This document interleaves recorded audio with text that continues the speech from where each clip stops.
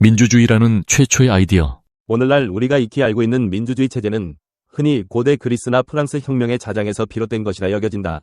그러나 보다 면밀히 살펴보면 현대 민주주의가 가진 위회제도적 특징과 보통 선거를 통한 대표자 선출이라는 틀은 18세기 말에서 19세기 초 미국에서 본격적으로 꽃을 피운 결과물이다. 미국식 민주주의는 오늘날 세계 여러 나라가 추종하는 정치체제의 원형이 되었다. 비록 같은 이름, 민주주의라 하더라도 고대 아테네의 직접 민주주의나 프랑스 혁명 당시의 급진적 공화정과는 본질적으로 다르다.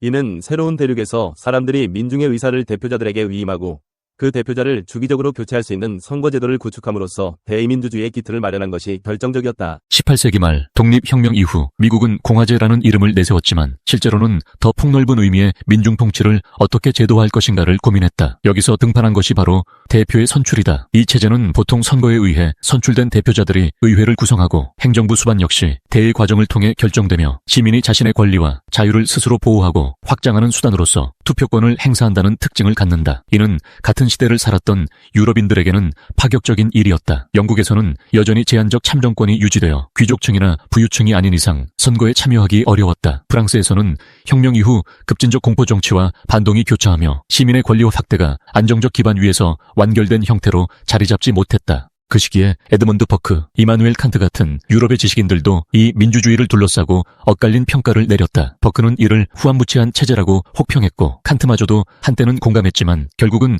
다수결에 의한 전제가 가능하다는 이유로 회의적인 태도로 돌아섰다. 루소 또한 대표자제 민주주의를 혐오했는데 그가 꿈꾸었던 것은 훨씬 더 이상적이고 직접적인 국민 주권이었기 때문이다. 그러나 결과적으로 미국 땅에서 발현된 이 대표자 선출을 통한 민주정부 방식이 점차 세계 여러 지역으로 전파되어 오늘날 우리가 아는 근대 민주주의의 뼈대를 이룬다. 유럽 사회가 혼란과 반동, 귀족 부르주아 시민 세력 간의 헤게모니 싸움에 몰두할 즈음 알렉시스 드 토크빌은 1830년대 미국을 직접 방문해 그들이 실천하고 있는 민주정을 관찰했다. 그는 미국의 민주주의라는 저서를 통해 단순히 백인 성인 남성에게 거의 모두 투표권을 부여한다는 사실 이상의 깊은 의미를 읽어냈다. 그것은 모든 사람이 법률을 존중하면서도 스스로 법에 만족하고 서로 오만함이나 적대감이 아니라 상호 겸양을 지니는 사회라는 점이었다. 토크빌은 이를 평등의 조건과 자발적 결사의 정신이라는 두 축으로 요약했다. 즉, 민주사회는 개인들의 결사체들이 국가 사회 문제를 자발적으로 해결하려는 욕구가 강해 자유와 안전을 동시에 지켜줄 것이라 보았다. 토크빌이 우려했던 지점도 있다. 그는 다수의 횡포나 물질주의로의 치우침, 정부의 비능률, 공직자들의 무지나 부패 등 근대 민주정에서 나타날 수 있는 문제를 이미 19세기에 예견했다. 그럼에도 토크빌은 민주주의의 확산이 역사의 필연적 흐름이라고 확신했다. 그가 유럽 지배계급에게 조언했던 민주주의를 파괴하지 말고 길들이라는 말은 당시 폐쇄적 귀족정 왕정 체제에서도 스스로 개혁에 나서지 않으면 민중의 분노에 의해 전복될 수밖에 없음을 시사한 것이었다. 즉, 민주주의는 막을 수 없는 큰 물결인 동시에 그 제도적 실험을 잘 다듬고 운용하여 사회 전체의 이익을 극대화할 필요가 있다는 뜻이었다. 민주주의는 결코 완전 무결한 체제가 아니다. 일찍이 알렉시스 드 토크빌이 지적했듯 국가는 시민 다수의 목소리를 수렴하고 이들의 요구를 충족해야 하는 부담을 안게 되며 그 과정에서 정부의 고비용 비능률과 같은 문제가 생겨날 수 있다. 공직자들이 부패하거나 무지한 모습을 보이기도 하고 선거 국면에서 지나친 정치적 허풍과 선동이 벌어질 위험도 커진다. 더구나 다수결 원리가 오히려 소수 집단을 억압하거나 사회적 편견을 고착시키는 형태, 이른바 다수의 폭정으로 퇴행할 우려가 있다는 점도 민주주의가 가진 한계 중 하나다. 이와 동시에 물질적 풍요와 개인의 자유가 보장되는 탓에 민주사회에서는 물질주의와 개인주의가 지나치게 확산될 가능성이 있다. 그러면 이웃 간 상호 연대나 공동체 정신이 약화되어 결국 사회 갈등이 심화될 수 있다. 또한 대량 선거가 주기적으로 이루어지는 과정에서 후보자나 정당들이 막대한 선거 자금을 끌어모으려 하다 보면 거대 자본이나 특정 이익단체의 영향력이 정치권에 과도하게 투영될 우려도 무시할 수 없다. 이런 문제들은 민주주의가 내재한 구조적 한계처럼 보이지만 역설적으로 민주주의 체제가 지금까지 인류가 도달한 최선의 정치체제로 인정받아 온 것도 사실이다. 그 이유는 민주주의가 스스로를 바로잡고 개선할 수 있는 통로를 내장하고 있기 때문이다. 먼저 시민 개개인이 선거라는 수단을 통해 정치에 참여하고 만약 부조리가 드러나면 이를 비판하며 다른 대표자를 선택함으로써 정부와 권력을 주기적으로 견제할 수 있다. 또한 법치주의와 권력 분립은 권력의 전횡과 독점 현상을 줄여주며 거대한 의사결정이 내려지더라도 최소한의 합의를 요구하고 제도적 정당성을 확인케 하는 제도적 장치들이 뒷받침된다. 평등에 대한 믿음이 공유되는 사회 분위기는 개인에게 나도 얼마든지 성공하고 발전할 수 있다는 가능성을 열어준다. 이것이 개인을 혁신과 창의성으로 이끄는 동력이 되고 결과적으로는 경제적 번영과 기술, 문화적 발전으로 이어지는 모습도 보인다. 그리고 자유로운 결사체 문화가 발달한 민주사회에서는 시민단체, 협동조합, 지역사회 모임 등 다채로운 형태의 자발적 조직이 생성되어 국가의 잘못이나 권력의 집중을 견제하기도 한다. 요약하자면 민주주의 체제는 다양한 단점을 노출하면서도 그것을 극복하기 위한 자기 정화와 보완 기능을 함께 지니고 있다. 이 점이야말로 민주주의가 시간이 흐를수록 더욱 확산되고 여전히 강력한 정당성을 인정받는 이유라 하겠다. 미국식 민주주의는 19세기에 걸쳐 서서히 자리를 잡았다. 초기에는 백인 남성 위주의 제도였으나 남북전쟁 이후 흑인들에게도 명목상 참정권이 주어졌고 1920년대에 이르면 여성 참정권도 헌법 수정과 함께 획기적으로 확대되었다. 이후 흑인 민권운동, 학생운동 등 수많은 사회운동을 통해 실제로 차별을 없애고 기회를 균등케 하려는 노력이 이어져 왔다. 한편 유럽에서는 19세기 말에서 20세기 초의 노동운동과 제2차 세계대전을 거치며 왕정과 제국의 몰락, 공화정의 확산이 일어났다. 그러면서 미국형 의회제와 보통선거가 민주주의의 표준 모델처럼 자리매김했다. 영국, 프랑스, 독일 등 유럽 주요 국가는 헌정체제를 정비하고 국민국가의 틀 안에서 의회를 통한 입법과 행정부 통제를 제도화했다. 그 뒤로 수십 년이 지나면서 아시아, 아프리카, 남미에서도 식민지 해방과 함께 민주주의에 대한 열망이 커졌고 여러 나라가 미국이나 유럽의 제도를 본떠 헌법과 의회를 수립했다. 하지만 실제 운용 과정에서 부정부패, 군사 쿠데타, 독재 정권 등장, 이념 갈등, 금권 정치가 횡행하는 등 무수한 문제에 부닥쳤다. 이것은 민주주의가 단순히 제도 몇 가지를 도입했다고 자동으로 작동하는 기계가 아님을 보여준다.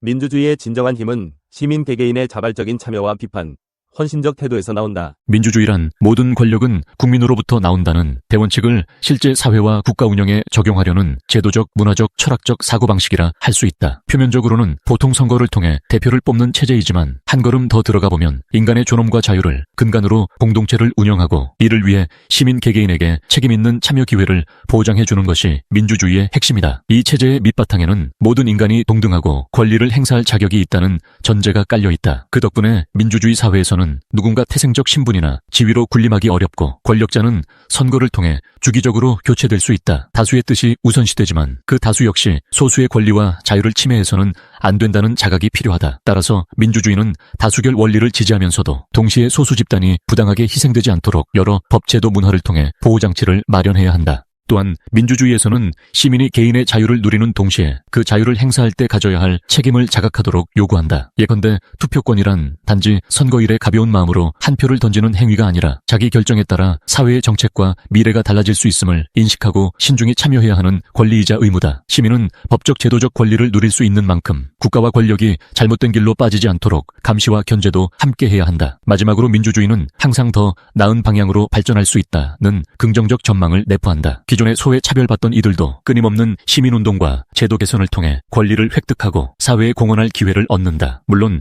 이러한 발전은 언제나 갈등과 반동을 수반하기 마련이지만 궁극적으로는 국가와 사회가 보다 많은 이에게 평등한 기회와 정의로운 제도를 마련하도록 견인하는 동력이 되어왔다. 오늘날 우리는 인터넷과 소셜미디어를 통해 일상적으로 여론 형성과 정치적 참여를 경험한다.